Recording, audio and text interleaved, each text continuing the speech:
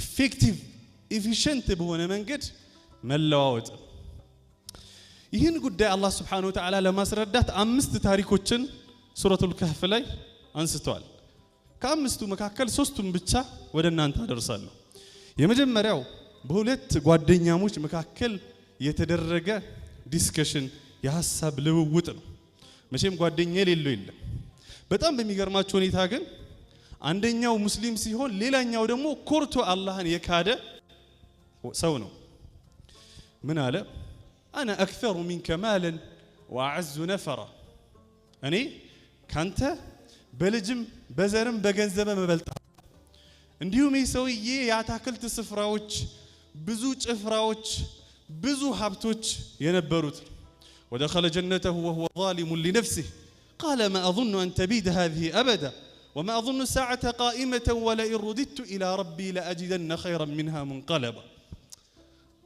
አስቡት በጣም ሳሂቢ የምትሉት ሰው ያለው ነገር ጸጋው አሳብዶት ነብዩ ሰለላሁ ዐለይሂ ወሰለም ምንድነው የሚላቸው? ما انت بنعمه ربك بمجنون الله የዋለለት ጸጋ አሳብዶት የካደ ሰው።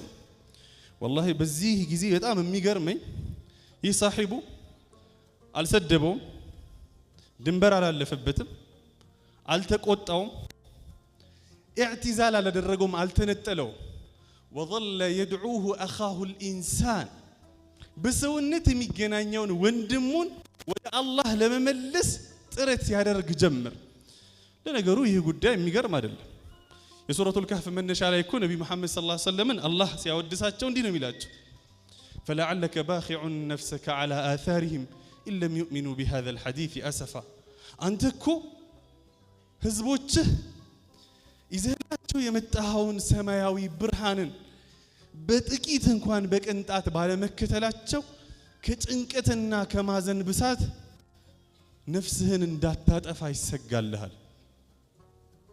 ማለት አስቡት እስኪ ከኛ ውስጥ ማን ነው ወንድሙ መጥፎ ቦታ እህቷ መጥፎ ቦታ ላይ ስለተገኘች ጭንቀት አሳብቀ ሊገላት ደርሶ ሐኪም ቤት ሄዳ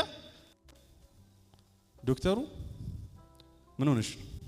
አይ ጭንቀት ሊገለኝ ነው። ምን ስለሆነ?